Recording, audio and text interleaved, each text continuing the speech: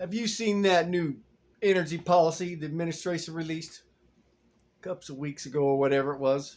Billions and billions of dollars to fix our fuels, fix our energy system. Every time the administration comes around, they spend billions of dollars.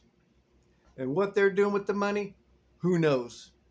But I'll bet you a month from now, the power goes out. As soon as things heat up, every year in California, just like clockwork. Every time it heats up, oh, don't run your air conditioner, turn this off, turn that, gonna have power grid, gonna have power. And guess what? The hottest, most miserable time of the year, guess what? There goes your power. Thousands of people here in the valley burning up.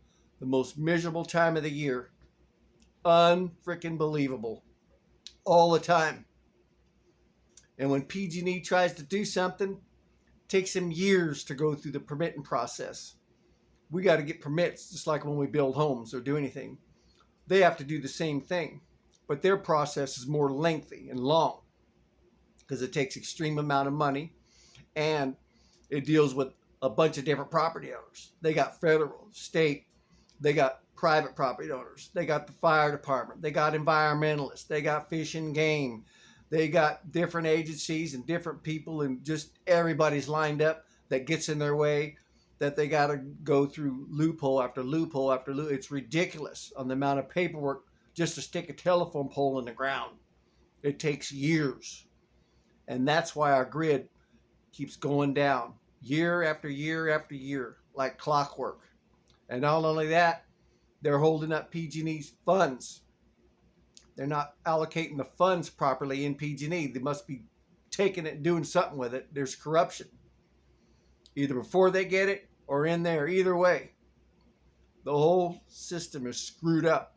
It's supposed to be improving it, each administration. What they're doing with the billions of dollars, who knows?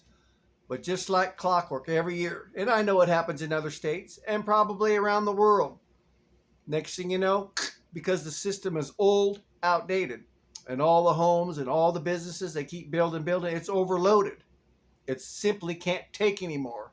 And they're not doing enough to invest in new infrastructure, obviously, or it wouldn't keep going out every time somebody runs an air conditioner or puts their heater on. It's ridiculous. Then they make excuses. Oh, turn this, turn that. Oh, bull. It's the corruption in Washington. It's the way they're directing the money. It's how they're doing the permitting process. It's a whole ball of corruption.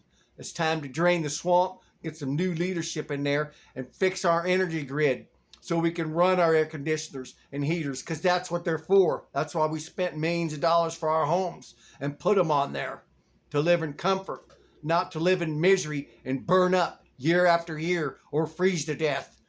Time to drain the swamp. Until next time.